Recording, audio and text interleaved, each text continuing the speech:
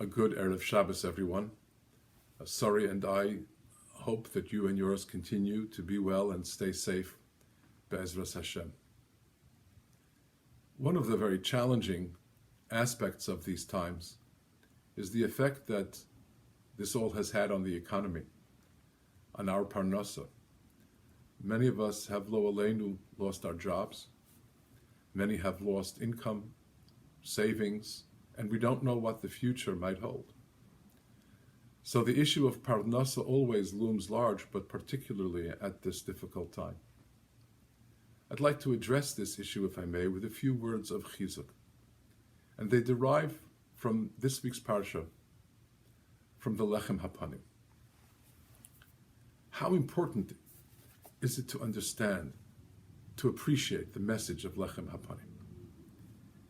The Torah, just after the parsha of Lechem Hapanim, tells us about the great tragedy of the Mevarech es Hashem.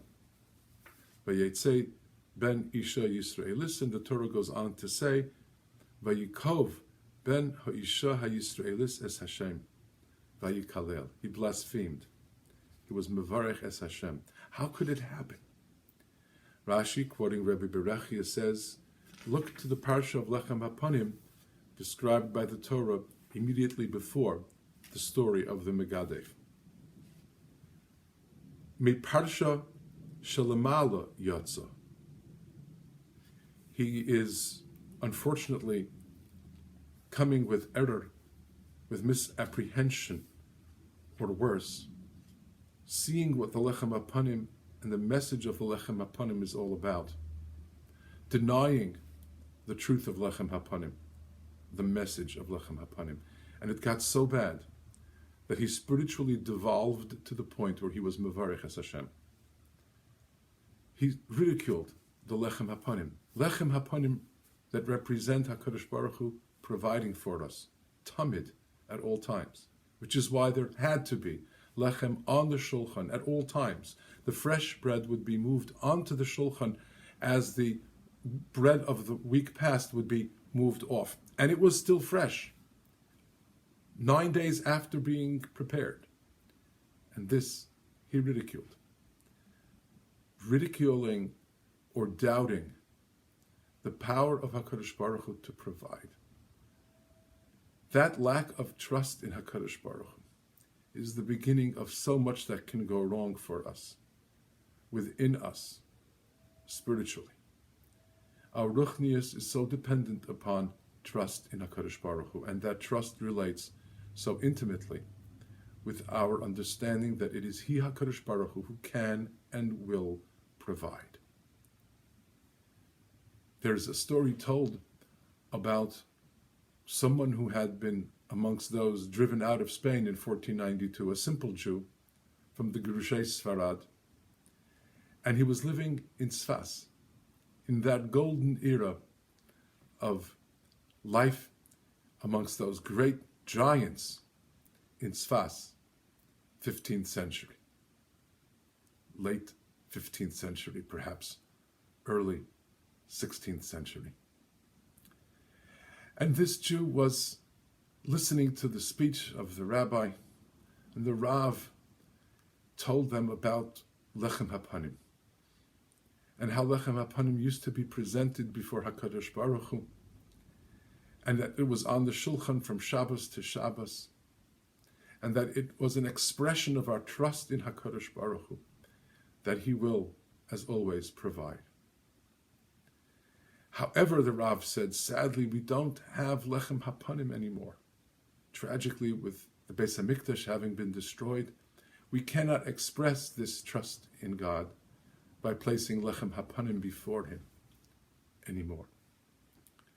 The Jew was very moved by what he heard, and he went home on Erev Shabbos and asked his wife to prepare 2 breads, not only for their own Lechem Mishnah, but he was going to place also, again, 2 chalos, 2 loaves of bread, in front of the Aron HaKodesh in the shul, to try to somehow appease and make up for the lack of Lechem Hapanim. He would try to bring his own Lechem before HaKadosh Baruch Hu. And so he placed his loaves of bread before the Aron HaKodesh in the shul. And he did this week after week after week for a number of months.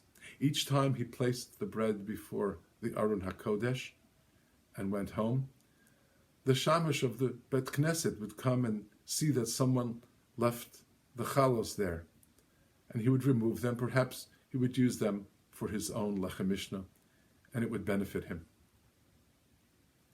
One Erev Shabbos, as this humble, simple Jew placed his lechem down before HaKadosh Baruch Hu, before the Aron HaKodesh, the Rav of the Bet Knesset happened to still be in the room and saw this.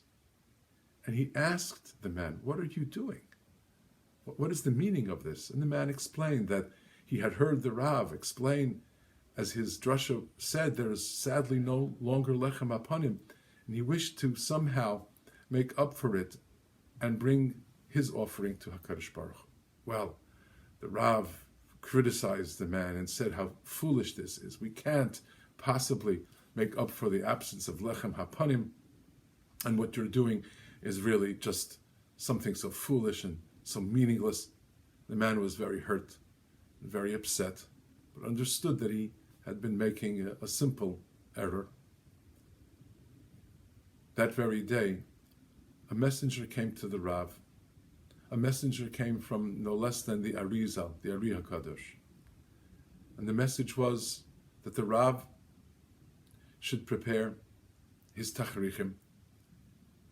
Not only had he embarrassed this humble Jew, but he furthermore had taken away the pleasure that HaKadosh Baruch Hu had from the simple trust and faith that this Jew had been expressing Erev Shabbos. And so the message was that this Rav would no longer live. He should prepare to now go on to the next world. Give it tzavah to his family, for tomorrow this Rav would pass away. And so that is exactly what happened, that this Rav tragically passed away. Because that pleasure which HaKadosh Baruch Hu received from the trust, from the sense of faith expressed by this simple Jew, was exactly what placing lechem hapanim on the shulchan lifnei Hashem is all about. One of the reasons it's called lechem hapanim, the Zohar says, is because we should understand that it is literally with the panim, with the face of HaKadosh Baruch Hu, looking right at us, for our sake, watching us, looking toward us, to see, to provide for us. For that reason, it's called lechem hapanim.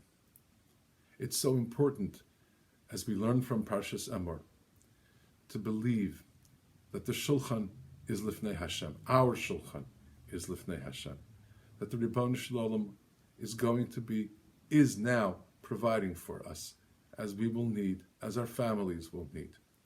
Trust in Hashem is the very beginning of the process of greatness for each and every one of us, of becoming the Jew that we know we have to become and can become. Thank you, and have a good Shabbos.